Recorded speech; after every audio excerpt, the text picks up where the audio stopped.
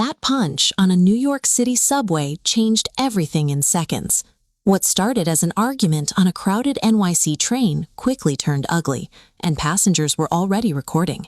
Witnesses say the man who was knocked down had been shouting racist insults during the confrontation. Tension grew fast. Then suddenly, one punch. The man hit the floor as passengers screamed in shock. At the next station, NYPD officers rushed into the subway and arrested the man who threw the punch right there on the train.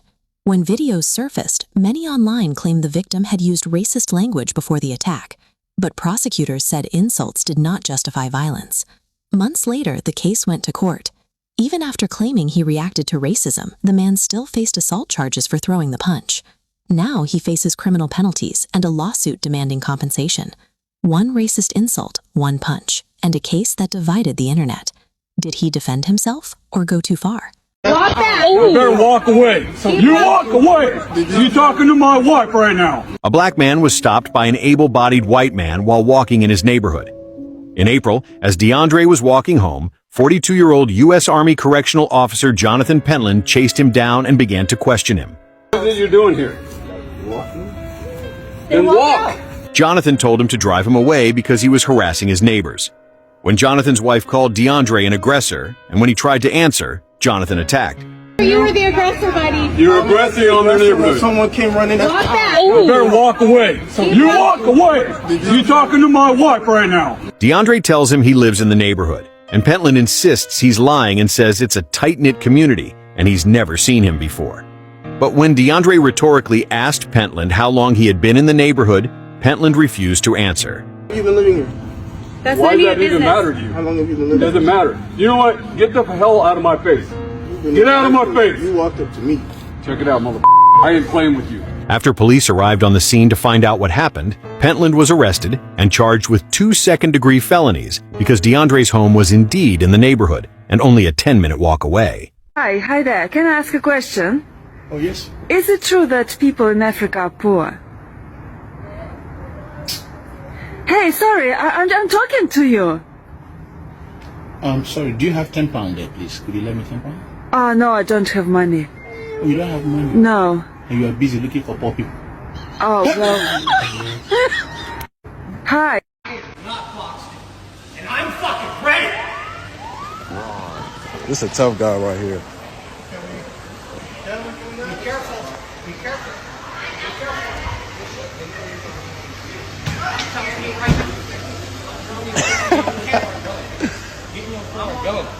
Get up out of here, bro. Get in your car and go. Quit being on this dumbass shit.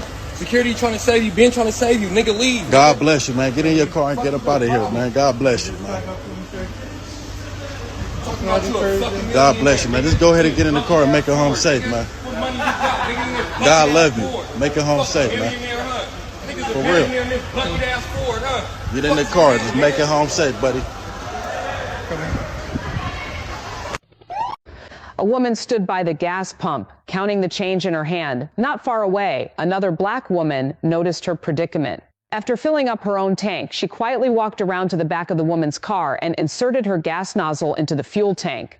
The woman remained completely absorbed in counting her money, completely unaware of what had happened. After performing this act of kindness, the black woman returned to her car and drove away from the gas station. Just then, the woman accidentally dropped a coin on the ground. As she bent down to pick it up and turned to refuel, she discovered that the nozzle had already begun filling her tank. She was utterly confused, completely unable to understand what had happened.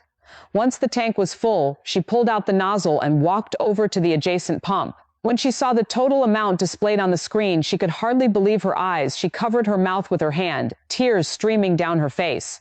Then she returned to her car, clasped her hands together, and silently offered a prayer of gratitude to the kind stranger who had come to her aid.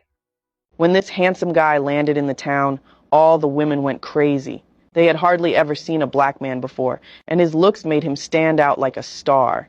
Since there were more women than men, they started chasing him, some even fighting for his attention. Within hours, over 40 girls had added him as a friend. Even women with boyfriends didn't care. They took pictures with him, some asking their own boyfriends to snap the shots. Others shyly stole glances, but their eyes revealed everything. One girl promised him comfort, money, and love if he stayed. Another said her dream was to marry him and have enough kids to form a football team.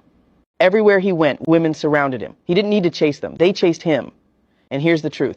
If you're a handsome black guy like him, you could easily end up with not just one woman, but many. His set uniform, take it off. This is the moment a man makes the biggest mistake of his life when he insulted an army soldier. The man was throwing around racist remarks towards people in the establishment, but when the soldier confronted him about it, the situation began to escalate, and just wait to see how the soldier humbles him. Watch your mouth with racist remarks, all right? Don't tell me what to do. Hey, watch your mouth with racist remarks. Who's racist? You're racist. You told me to go back to China, it's not China. Look, your army outfit doesn't mean nothing. You want to do hand-to-hand combat outside, let me know anytime you want. Okay, turn the camera off. Anytime you want. Turn the camera off. Let's go outside. Anytime you want. Let's go. Let's go outside. Let's go. Turn the camera off. Let's go outside. You want to do hand-to-hand? Yeah, hand-to-hand combat. You ain't gonna do it. Nah, come on, let's go outside. You're old talk. You're old talk. Put the camera down. You're old talk. Put the camera down. You're gonna call the cops if they hit you. No, go ahead. You're gonna call the cops. Go ahead and hit me. You said you want to do hand-to-hand You're combat. gonna call the cops. I'm right here. Come on. Call the cops. Come on. Why are you backing up? You scared? Step back. You scared? I'm not. It's a free country, right? You don't want to do anything in your That's country. Okay, cool. I need you scared. It's cool. Scared of you? You're just a little guy. Never fucking touch me like that, dude. I will beat your fucking ass. I'll smack you like a fucking bitch all fucking day long, dude. Y'all ever notice how no one ever steps in? There will be all these people around watching the incident unfold, right? And they will have been there from the very beginning of the incident. It's not like they're coming in, after the fact. And they never step in until the black person retaliates after being assaulted. Every single time, they never step in. All of these white people sitting here watching, and they never step in until the black person defends themselves. The black person will have hands up, and they'll just be like trying to mind their business, and they'll be attacked by a white person, and nobody does anything. But as soon as the black person has had enough and hits back, then all of a sudden, oh wait, well, no, violence is never the answer, guys. Why are we doing this? They'll put their hands on the black person, step in between. It's always us reacting to violence that gets a reaction from others who are standing around doing nothing. You ever notice that? Yeah, it's annoying. Black Go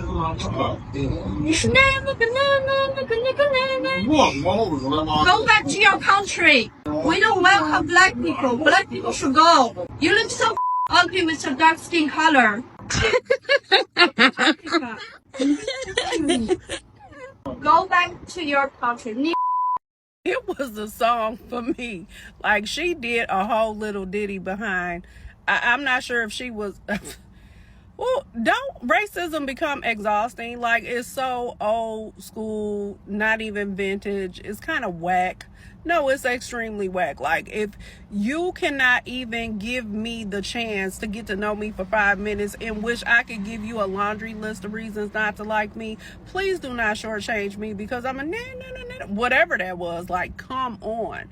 And then it's crazy because when we feel a way about it, or we don't know how to feel, we don't know if we're in a safe space with anybody because the switch can flip at any given time. Like, and we could be cool till we not, any given moment we could be like, it's insane. Somebody being told that they're ugly because of their skin color. Like, it's so old. At what point do we not keep doing the hamster wheel thing in racism? At what point do we not just be like, we're all different and coexist? At what point does being a racist not become exhausting? Because if I don't like somebody, I ain't thinking about you. So the fact that people would have to think about somebody to the magnitude that you have to think about them to create a harmony in public, that's insane. And then even if I take it a step further, to think that we have to care about your opinion. You could be racist. We don't have to care. So I guess it's just comedy at this point because it's very old. It's very tired. That's it. I just saw a video where a content creator asked, don't you feel uncomfortable being the only black person or the only person of color in a friend group of white people? And it reminded me of this time that when I was a freshman in college, I went to the mall with a group of I wouldn't say they were friends, but we were in a lot of classes together, and we held study groups together. So like acquaintances that were all white. And when I went to this mall, I took one of my favorite purses, and I had gotten this purse from Ross, and I wore it everywhere around campus because it was one of my favorite purse. And as we're in the mall, we are walking out of H&M, and I bought one item, and I had the receipt in the bag. And as I was walking towards the food court, this man, he's like this huge white man, like 6'3", 6'4", over like 200 pounds, yanks the shit out of my shoulder. And the reason why I'm describing his demographic like that is because I'm a very short and petite person. Like I've been under 120 like the majority of my life. Like I'm just like a very tiny person. And as he like turns my shoulder around, he is yelling at me saying, "You took my daughter's purse. You stole my daughter's purse." And next to him, this white, I guess his daughter, this white woman was crying. And I was just like confused. Like, you have to be in like a situation like that to be like, I was like genuinely stunted. Like, I was like, what are you talking about? Like, shocked. Like, why are you like yanking the shit out of my shoulder and like grabbing my bag? And she is like crying and like crying. And I'm just like, what are you talking about? So this goes on for like 5 minutes, and like they're like getting mall security. And I was just like really baffled because I just had my purse that I walked into the mall from my dorm with. And then I had my one item that I just bought from H&M with my credit card of my name on the receipt and everything. So as he's yelling, and it looks like he's about to like harm me at one point, finally she's like, "It wasn't her. It wasn't her." And I was like, what are y'all like? I'm so confused and shocked at the situation. She's like, "It wasn't her. She wasn't the one that took my purse." So I'm just like, again, stunted and shocked. And then he tries to apologize, like in like a whisper to me. I was like, no, like you literally just like assaulted me and over my own purse and my own item. And I'm just like, why would you, out of a group of every single person that I'm with here, assume that I'm the one that took your daughter's stuff? Or even, yeah. So why I'm bringing up this story is because the entire time, every single white person at that table was muted. No one said anything. No one tried to intervene and be like, what are you talking about? And the whole time I was with them, they watched me walk into the car with my purse. Around campus, they've even made... I'm a racist. Trying not to be. Trying to deconstruct that. I have been working on it for about 15 years, and another creator on here that I follow named Brandy, I will tag her in this, did a video, I think it was a couple of days ago, about what white women's role in the anti-racist movement is, and how we need to be looking in the mirror and not be going around pointing our fingers at what everybody else is doing and like being the hall monitors of the world. And it really struck a chord with me because I feel like I've kind of been doing that, and maybe I need to stop. Like, I make videos about deconstructing, I talk about my experience, but I also try to reach people where they are and have them push back on their own narratives and think about where these ideas come from and like what the racism in their own lives looks like. And I know I still have work to do on myself. I want to be part of the solution, so I want to help other people deconstruct and get through it, but I haven't even gotten all the way through it myself. I feel like it's a continuous journey. She gave some specific examples of microaggressions, and I feel like I still have some of those, like using terms that are based in racism and not even realizing it or not putting in the work to stop using them. So that's something I'm going to work on, is not using phrases that are based in slavery or racism, just trying to be more aware of that. She also suggested a few books. I'm going to get one of them. I'm going to put the list up on the screen here. And if you're so inclined to tell me which one you think is the best one to start with, then please do. If not, that's cool. I will figure it out. I'm going to still make videos and show that journey. And hopefully people will resonate with that and will come along with me and think through some of these things with me. Brandy really made me think about really trying to do more work on myself because I still participate in racism. even though I don't have that in my heart anymore, I'm still participating in a system that is racist. But I know that there are more ways to push against that and not participate. So that's what I'm going to work on. White women are often the most racist people around, and let me tell you about my experience this morning. I take a class regularly at my gym every single week, and we have a usual instructor. But this week, we had a sub, a Black woman, teaching our dance class. And this sub did not turn the fan on in time for this one particular woman in class, a white woman. And she snapped at the instructor, like just went off on her about how she wasn't doing it fast enough, how she owed it to us, whatever. She just went on a rampage. And our usual instructor has not turned on the fan, has messed up the class, whatever. This woman has never said a word. Now, of course, other people stepped in and put her in her place. But to me, this white woman just wanted to take it out on a Black woman. This is 2026, and this kind of stuff happens all the time.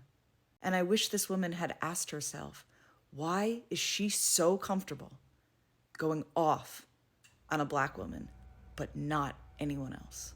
Most white women are not our friends. Like if you're a Black woman, most white women are not our friends, okay? When they do connect with us, it's often from a place of hierarchy, guilt, or pedestalization, rarely ever in solidarity, right? When they do connect with us, it's just to reinforce power, right? It's not from a space of partnership, and it's been this way since the plantation, right? Since slavery days, it's been this way. I want you to watch this video. For the second time in 3 weeks, a Black man who I am a colleague to has sent me a joke about how soft and nurturing and coddling white women are and how mean and harsh Black women are in relationships. And I'm gonna tell you right now, if you're a white woman, don't participate in that. It's not funny. They're testing to see what you're going to do, what you're going to say. It is absolutely disgusting that they even think that it's okay to send me that. And it's offensive to me that they believe I'm going to laugh at the expense of Black women.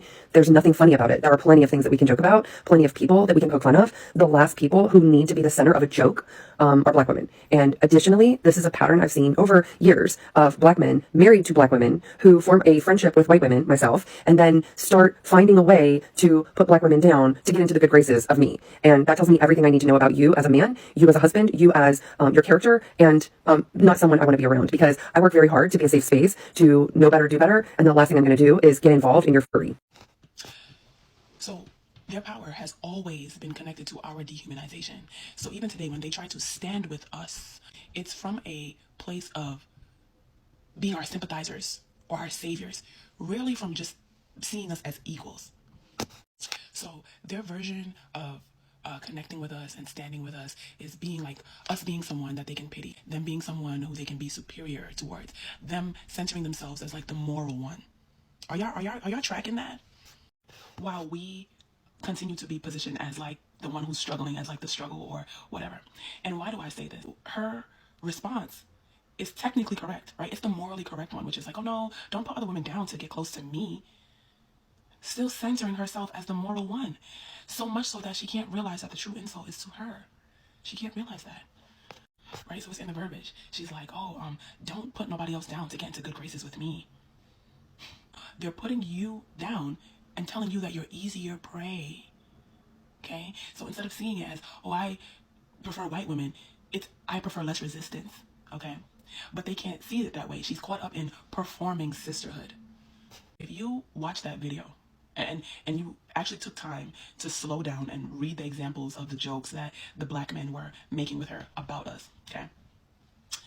What she got from that was, oh no, I'm not gonna help you laugh at Black women. I have to be the good one, the morally just one, the I stand with them. You're not gonna get to put down another woman. You're not gonna get to.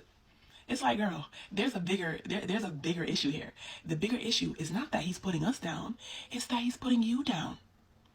Yeah, he's putting you down, but because of their hierarchical, their superior mindset, they still see us as the butt of the joke. Their default is to see us as the one who's the struggle in this joke, right? You are the mockery. When black men come to white women and say things like, oh, we really like white women because black women, they're too hard on us, or they're too loud, or they're too this, or they're too that, and they're not soft enough, but you're soft, and you this, and you're peaceful. And whenever that is the rhetoric, white women need to see that they are the butt of that joke. Okay? They're offending you. They're telling you that you're easier to access, that you are the weakest link. That's what they're telling you. But they cannot see that because they think and believe that they're superior to us. Okay? And if you are a white woman who supports my content, do not feel offended by my words, okay? If it doesn't apply to you, then it doesn't apply. I do know that there are women who are not of color who are able to actually stand with us in true solidarity and see themselves in us and not pity us or sympathize with us or whatever the case may be. I'm not saying that they don't exist, right? I'm talking about the majority of white women. That's what I'm talking about, the majority. Don't take it as a reason to feel offended or attacked, but rather take it as a teaching moment to figure out how you're going to connect better in the future, right? Self-reflect with what I'm saying. Don't take offense to what I'm saying. I remember one day there was this post of like I think it was like a Twitter post, and there was like men saying like, oh, they want to get them a white woman because something about like they'll build with you and they don't care as much about money. And the white women were in the comments like, we don't know what the hell you're talking about, but we want your money and we will leave you and we will take the kids, the dog, the house, the car, everything. They were defending themselves. They were like, we are not these weak, meek women that y'all keep on insinuating or keep on pushing the rhetoric that we are. We are not that. That's what I want to see. That's what I want to see. I want to see y'all defend yourselves when they make jokes about you. That's what I want to see, because that joke was not about us. They are talking negatively about you too. They're making jokes about you as well. Defend yourself. Don't sympathize with us. Defend yourself. A white man today at the YMCA told me to get off of a machine because he so-called was using a machine when he wasn't. As I was approaching the machine was actually vacant. Okay? So he says, I was using that machine. I said, no, you weren't, because there was no one there. You were on another machine, right? So he tried to use intimidation tactics and tried to antagonize me to get off of the machine. And I stood my fucking ground and I looked directly at him and I said that I will not get off this machine because I pay for this membership as well as you do. And you don't own the fucking gym. You don't own this gym, so you don't tell me what to do. So fast forward, he's extremely pissed off and he's running around there just throwing weights around. He looks as though he is agitated. So again, I'm finished with my reps on that machine. So I go to the other side of the gym and I started doing some lateral pull downs. Now this was supposed to be my leg day, but I wanted to kind of switch it up a little bit, right? So I started doing lateral pull downs. So as I'm doing that, I am scanning the gym and I see him talking to this girl, and I'm just looking around. I said, okay, I'm assuming that it's his girlfriend, because again, I got one eye open with him because he was slamming stuff around and I don't know what he is capable of, right? So he says something to her and she walks over to me and says, hey, I was using that machine.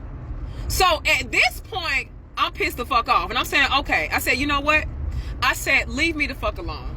I said, I know he sent you over here to fuck with me because he did the same shit over there, but I'm gonna need for you to leave me the fuck alone and back the fuck away from me. I said, I am using this machine and you're not. So I forgot to add that when she approached me about the machine that she was not on, she was on the other side of the gym. He was standing in behind her as if he was protecting her, even though I know that he sent that bitch over there to say something to me. You understand? So one thing led to another. So at this point, I'm going to be honest with you. I feel highly threatened because I am the only black woman in there. And there is a white man and it is a YT woman. And they look like they're not standing down. So I grabbed a weight and I said, look, don't you take another motherfucking step towards me. And I genuinely mean that. So everybody's looking at us, and then next thing you know, the employees walk over and say, hey, what's going on, blah, blah, blah, this and the third. She immediately tried to play victim, or all I was asking her, no, you was trying to intimidate me. You and your narcissistic boyfriend was trying to intimidate me. He got mad and he got triggered and he was all in his ego because I would not stand down from this man. So he sent you as if you gonna motherfucking do something, and you're not. And like I said before, I told them, back the fuck away from me. Y'all, I picked up a weight and everything. Anyway, I say all this to say this. There were 2 black men present when I was getting into it with these people, okay? This big, buff-ass, 300-pound white male was walking towards me, as well as his girlfriend was also walking towards me, and they sat there and didn't say a fucking word. And guess what? They seen what happened. They seen what happened in the beginning when this man told me to get the hell off the fucking machine. And you know what they did? They sat there like fucking cowards. They sat there like fucking cowards. And black men, I'm just gonna tell you right now, this is why nobody fucking respects you. Let me just say that. Some of you pussy ass niggas. This is why this is why no one respects you, and nobody is respecting your women either. This is why that video went viral with that man calling them black women a hard ER and calling them all type of bitches and shit, and y'all sat there like 3 fucking little stooges and was laughing and thought the shit was motherfucking funny. Y'all are not fucking respected nowhere. Do you hear me? The fucking gall, the fucking audacity of you to just sit there, and watch a big, strong, white male walk towards a black woman as if he finna knock her motherfucking head off. Y'all some pussy ass niggas. You notice, okay, when the white woman walked towards me, the white male was standing behind her, even if he knew she was wrong, because he knew she was wrong. But because it's the principle behind certain things, he knew to still protect her, regardless of her being wrong or right. And this is something that you black men cannot fucking grasp. You know why? Because you spend all motherfucking day online arguing about 50-50 and arguing about what black women ain't doing, and everything is fucking black women fault. The whole time they out here antagonizing and fucking intimidating black women in public, and we do not feel safe and we do not feel protected, okay? But you know what? I'ma fucking land a plane with this one. And I'm speaking directly to you black women when I say this. Get you a motherfucking gun. Get you a fucking pew-pew. Don't you wait on no motherfucking body to stand up and do a motherfucking thing. I told them motherfucking crackers in there, don't you take don't take another motherfucking step towards me. And if you want to get stupid, we can go outside to my motherfucking trunk. The bitter reality is, black women, you are alone. You are by yourself, and you are not protected. Because the real niggas is overpowered. Okay? They are overpowered by these tap dancing ass niggas. Point blank period. Woo, child, y'all had a day y'all deserve. Population. Black Americans are about 13 to 14% of the population. Yes, about half of all prisoners are black. Exactly. So blacks commit more crimes than whites do. They commit more murders, they commit more arsons, they commit more kidnappings. Okay, so I have always hated to have this conversation that is being had in this clip. And I've hated to have this conversation because those statistics that he is citing are true statistics, right? Like, he's not making those numbers up. That's true. And the explanation that the woman provides in this video is the same explanation I would have provided a couple years ago, which is essentially that where there is less money provided and resources, there's going to be more crime. And that is true across the board. That correlation remains consistent across racial groups. Where it gets kind of icky is when you talk about violent crimes and specifically murder rates, and that is specifically what he starts to press her about as the video goes on. When you look at the rate of violent crime and murder in poor black communities, it is disproportionately high, even when you compare it to other communities of similar socioeconomic backgrounds. So that leaves this very uncomfortable question of why that is. And he is implying in his questioning that the reason for that is because black people and black culture are more prone to violence. Now, that is clearly an inherently racist thing to say, and it is also untrue. However, just saying that it is untrue or pointing back to these broader historical themes does not always serve as an adequate answer to that very specific question of like, what is going on then with the murder rates in Black communities.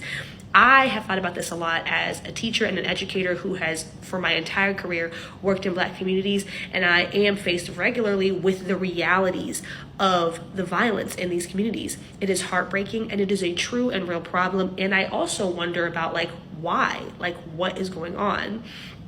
And last year, I read this book that was so transformative for me. It has completely changed the way that I engage in not only this conversation, but in conversations around police reform, around abolition, all of it. Like, my mindset completely shifted from reading this book. I have the book right here. It's called Ghetto Side. It's written by Jill Levy, I believe is how you pronounce her last name. It is phenomenal, and you should go and read the entire thing. I'm just going to outline in this video like some of the key things that really stuck with me, and the things that I would have brought up if I was sitting in that room across from that white man who is trying to be blatantly racist to my face. The first thing that she brings up in this book is this idea of the state monopoly on violence. That is this idea of a social contract wherein we all agree that the state is the only entity that is allowed to enact legitimate force. That means I am forfeiting my right and my ability to enact violence on other people in the hopes that other people will not enact violence on me, as we both are respecting the social contract that the state is the only entity that has that right. And usually that is how things operate. I do not have to worry in my day-to-day life about being violently attacked because generally we all agree that the state is the only entity that has that right. However, part of this social contract is that we also need to have the confidence and the assurance that if another person does violate this contract, the state will step in and hold that person accountable so that I do not have to, right? That is all a part of this social contract. It's something that we all agree to for our own safety and for the safety of people around us. Something that we know to be true historically is that Black people have historically been excluded from this social contract from the time we were brought over on slave ships until today, right? Like, the state has never been the only entity allowed to enact violence on Black bodies, right? We know in slavery, regular everyday citizens were enacting harm and violence on Black bodies, and they were allowed to do that by the state. In Jim Crow, with lynchings, they were allowed to enact violence on Black bodies by the state. The state did not intervene to protect us from those crimes. And today, we often talk about this indirectly when we talk about police brutality. Even though police brutality is an example of the state using violence, it is still a violation of this contract because the state is not using that violence legitimately. A crucial part of the state monopoly on violence is that they are allowed to use legitimate force. Police brutality is an example of illegitimate force being used on Black bodies. And again, the state does not intervene often in those situations and hold people accountable. But another example of this state monopoly on violence being violated by the state is when the state does not step in to hold civilians accountable for enacting violence on Black people. And that is what we often see happen in poor Black communities. One of the ways that we deter crime is that people need to have the confidence and the belief that A, if somebody tries to harm me or does something to harm me, the state will step in and hold them accountable so that I do not have to, and so that that person does not come back and harm me again. And B, if I'm a person who has the intent to harm somebody, I will be deterred by the knowledge that I am likely going to get caught. The severity of the punishment actually does not matter that much. It's really just the idea and the belief that I will be caught. So as a person who grew up in like middle income America for all of my life, I operated with these norms in my mind all the time. Even as I got older and I had complicated feelings about the police, I always have had this notion in my mind that if something happens to me or to someone that I love and care about, I will call the police and the state will step in and take care of it for me, and I will not be taking matters into my own hands. On the flip side of that, I am not likely to commit a crime because I have the belief that I am likely going to be caught for committing a crime. What we see in inner cities is that the cops do not solve crimes. When a Black man is the victim of a violent crime, that crime is more often than not solved, and the person responsible is not held accountable. And this creates this sort of cycle. There's this vacuum that exists because the state monopoly on violence is not intact, right? If something happens to me, I can see that the police are not going to step in. I do not trust them to do that because I've never seen them do that in the past. And I can see their inaction happening in real time. What do I do to protect my family and myself from this happening to me again? On the flip side of that, I now have become a person with the intent to cause harm, and I have a pretty good chance of not being caught because I know that the police are not invested enough and the state does not care enough about the lives of the people in my community to enforce the state monopoly on violence, right?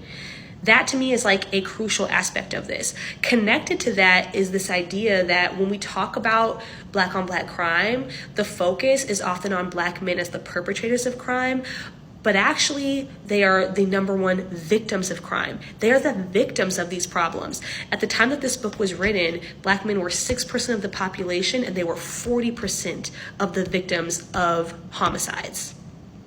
Okay, so when we're talking about gun control, when we're talking about crime prevention, we really should be talking about this through the lens of protecting Black men because they are the number one victims of these problems, more than mass shootings, more than kidnappings, more than women and children. Black men are the number one victims of violent crime in this country. And that, to me, is just a complete perspective shift on how we even have this conversation. I should not be focusing on what's wrong with Black people and Black men that they're still No, we are the victims of a societal phenomenon, and we need to understand what that is. And for me, that's what this book did. The state is not invested enough in our lives to do its job. There are lots and lots and lots of ways that we deter crime that have nothing to do with the police, right? Like, as this woman stated in the video, providing resources to a community is a huge part of deterring crime. But there is one thing that police do to prevent crime. And all it is that they solve crimes, and then the criminal justice system steps in and holds people accountable so that this social contract is held intact. And when it falls apart, that is where you see violent crime rates increase. Essentially, I'll just read what she said. She sums it up just like this. Where the criminal justice system fails to respond vigorously to violent injury and death, homicide becomes endemic. It feels really weird to talk about the police in this way because we spend so much of our time talking about how Black communities are over-policed, and they are over-policed. These two ideas about how communities are over-policed and underprotected, it goes hand in hand. It's all in one thing. She describes it like this. Like the schoolyard bully, our criminal justice system harasses people on small pretexts, but it is exposed as a coward before murder. It hauls masses of Black men through its machinery, but fails to protect them from bodily injury and death. It is at once oppressive and inadequate. What's up, guys? Welcome back to my YouTube channel. If it's the first time you are stopping by, don't forget to subscribe, like, comment and share. In today's video, we're going to be talking about Black American and white American, the issue between them, and why Black American are now fighting back. And this has not been happened before. From years of years, white has been treating Black like, okay, we are the one that we are your slave master, we are your master, we still keep on treating you like trash. So we all know that how racist white it is, how racist they are. Like, white people, they are very racist to the extent like they can't even use same water a Black man or a Black woman use. They can't even use same water Black people use. They don't want to sit with Black people. They don't even want to. In fact, they even overestimate Black. Like, when they see a Black man saying, I have this property. Like, let's see the video. If you go and check the first, I think the first or second video I bring, I played. That video was about a man which is also a military man that's supposed to be merciful, that's supposed to have a common sense of approaching people, not racist. He's also a racist, and he's telling a man he's telling a young man that, where are you going? Where are you from? He said, this is my estate. This is where I'm living. I'm living in same area with you. He said, no, you can't live in same area with me. He said, why? Because somebody black like this can't live in this area. This area is only meant for white. You know, whites think they are, some whites feel that they are God. You know, when you see Christianity, let's talk about Christianity. When you see Christianity and some other religion portraying their gods, they don't normally use black, they use white. Why? We call it racist. This is racist. They use only white, and we all know all these Messiah in Christian and all this, everybody, we all know everybody on the earth some years, thousands of years ago, everybody was black. You know, black is the mother of all color. You know, but if you tell all these white Americans that black is this, is that, they'll feel like, who is white, who is black? Black is nothing to them. Black is just like a monkey. You know, that is what they always thought. They always think that, okay. So, and now black has proved itself. They have proved themselves, and real human that can become successful, that can have a lot of things in life aside of white overestimating them. You know, they have proved themselves that some black owns a company that white, they control white. In fact, now you can see like someone like Mayweather. Let's just say Mayweather, like, even if it's not that the number one richest black in American, let's just say number 50 or number 30, you can see some of their bouncer are even white. You know, when white doing bouncer, white is guiding. Some of their security man was white. You know, white is guiding a black man from danger. You know, the table has turned for long, but white still refuse to know and acknowledge this, and that is why it's a lot of issue. There's a lot of issue. There's a lot of issue like white fighting, white attacking back, white is retaliating, all of that thing. So if you really like this video, don't forget to subscribe, like, comment and share, because it really helped me to bring interesting more video like this. Please subscribe. Peace.